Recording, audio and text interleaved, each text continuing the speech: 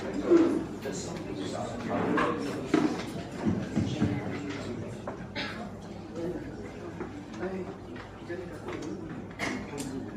evening, fellow book lovers. It's not okay? Some mics have a soul of their own. Okay, how's it now? It's my wife telling me that my voice is not sounding okay. So I have to take note. It gives me great pleasure to be part of this historic day when Malati Ramachandran is going to launch her second book, Edge of All the Light. We're going to have a book discussion and then subsequently a reading from the book, which we all look forward to. I have known Malati Ramachandran for more than 3.5 decades.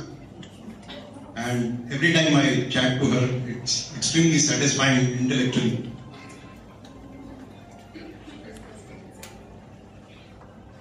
That's it. And of course, she's an Army General's daughter, so that puts her into a very special category of Senior Officers' Daughters Association. So the significant thing about that is, when shortened it becomes soda. But that sobriquet of soda is not where all the effervescence in her writing comes from. From what I see of her, she's got a very keen sense of observation. She has this great talent of empathizing with the characters that she creates, and as a result, we all readers also tend to understand them that much better. Most importantly, she's got that special skill of telling her story. Because many people have a story to tell, but they don't know how to tell it well. And I have found that she tells her story extremely well. Her debut novel, The Wheel Turned, came out about 3 years ago. And it was about what happened in the Northeast in the early 60s. And there was an army backdrop to it. So the book was very well received. I think you will see the reviews that that book got are now emblazoned on the rear cover of this new book, and they give you an idea of how that book was received by the readers.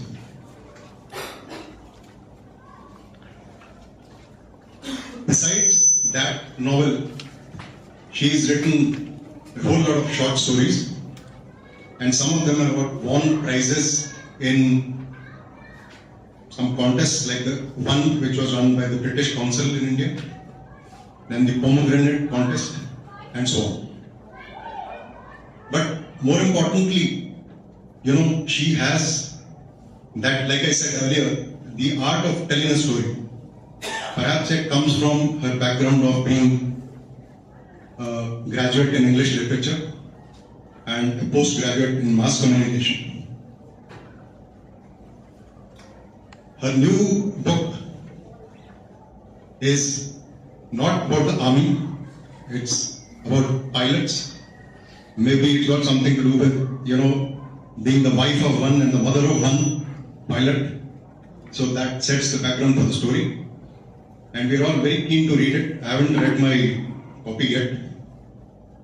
Incidentally, as an aside from this, I want to tell you a small thing about myself. When I was not married, I used to have this habit of taking up a book every night when I was on leave or a holiday, starting it after dinner and then going on till I finish it. After marriage, all these, habits have a tendency to die away, and that's what happened to me.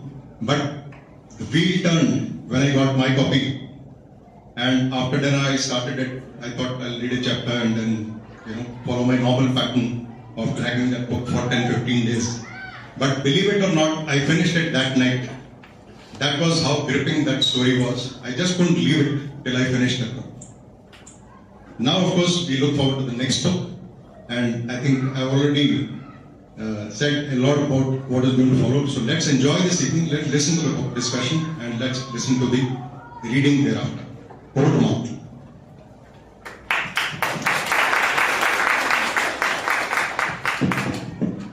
Thank you, Sach. Good evening, everyone. Welcome, and thank you so much for making it here today. We are going to have a small book discussion. Before that, I'd like to introduce my friend and fellow writer, Sarla Menon. Sarla has lived in Dubai for about 25-26 years, and she has recently moved back to India, and she and her husband have settled down here in Bangalore. While she was in the Middle East, she had joined a group called the American Women's Group, right? And also one of their own subgroups called the Women Writers Group.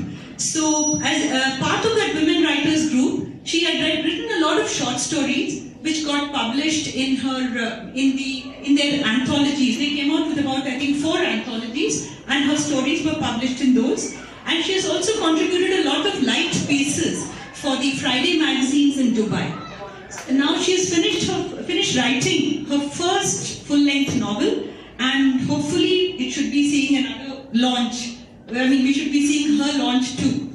So she has been kind enough to read my book fully and to be ready for some questions and discussion with me. So thank you, Sarla.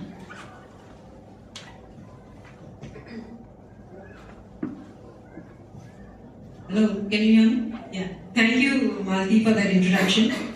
And I'm happy to be here and very honored that Malti asked me to do this reading with her and a discussion on the book. So when she called me about 2 weeks ago and asked me would I do it, I was delighted. But then I realized that the window was very, very short. But having started the book, I thought, in my opinion, it's very fast-paced and a story straight from the heart, which makes you want to read it. Turn page after page. I think I'll just leave this. Thank you. To turn page after page, wanting to know more. So the characters in the book are very clearly etched, and they live true to their form and traits right up to the end. So briefly, the story, if you've read the synopsis, it's about 2 childhood friends, both of whom want to go ahead and follow their dreams and aspirations, their ambitions, and their journey through adulthood, their hopes, is whether they finally realize them and how is what the novel is about. At the very outset, the novel, Malti introduces her characters simultaneously. First of all, in Chennai, you have the mother who's looking for a suitable groom for her daughter who's studying abroad. Immediately in Boston, you have the daughter Ahilya, who's seriously contemplating moving in with her male friend, a good Indian friend, young and successful Krishnan. Thirdly, Ahilya's childhood friend Tanuj, who's an officer with the Indian Air Force, and who's posted at the Indian Indo-Pak border, is deciding and contemplating to propose to Ahilya very soon. And finally, you have a Sri Lankan priest, a Tamil priest in Sri Lanka, who's based out of the US, who's planning an assassination plot. So 4 characters are introduced simultaneously, and they are at the starting gate of a long run. And who's going to reach the winning post, the podium, and in what position is what we need to find out. So Malti, coming back to track with your novel, there are 2 plots that run concurrently throughout the story, meeting only once, explosively being apart again.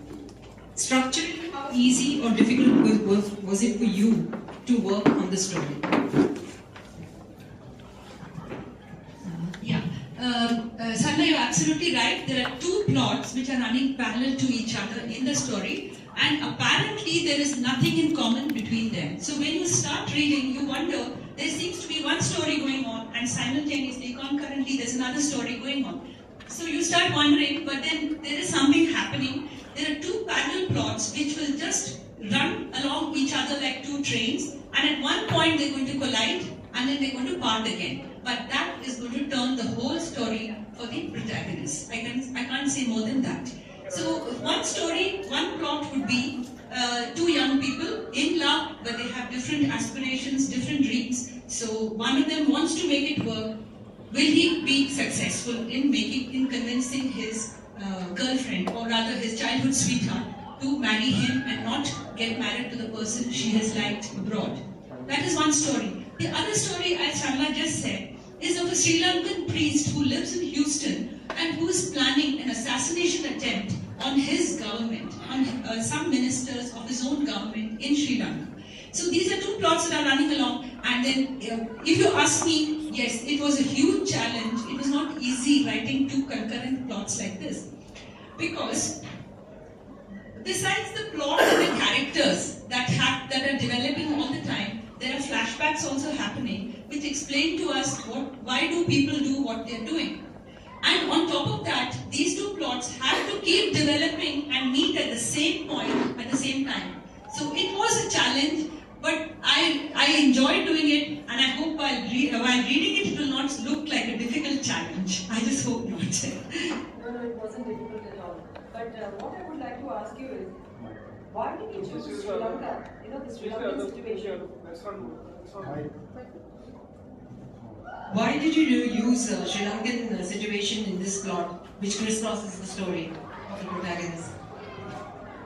Terrorism is terrorism wherever you are. It creates the same problems, it devastates people, kills innocent lives, it creates the same havoc in society wherever it may be. So I could have chosen my terrorist outfit to be, whether it is LET, Lashkar-e-Toiba in Kashmir, or it is LTTE in Sri Lanka, it really doesn't make a difference. But the reason I chose the Sri Lankan situation is because the story centers in Chennai, and geographically this made more sense to have the Sri Lankan situation, because there's also another thing, that there are thousands of Sri Lankan refugees who live in Chennai and who are nursing old wounds against their government. So it is a fact that, this does happen. And but having said all that, I'm really happy I chose it, because today it's become very topical. The Sri Lankan situation, people protesting against the human rights violations in the UN Security Council, and the Tamil Nadu government itself, up in arms, saying that Sri Lanka cannot even be allowed to play here, cricket here.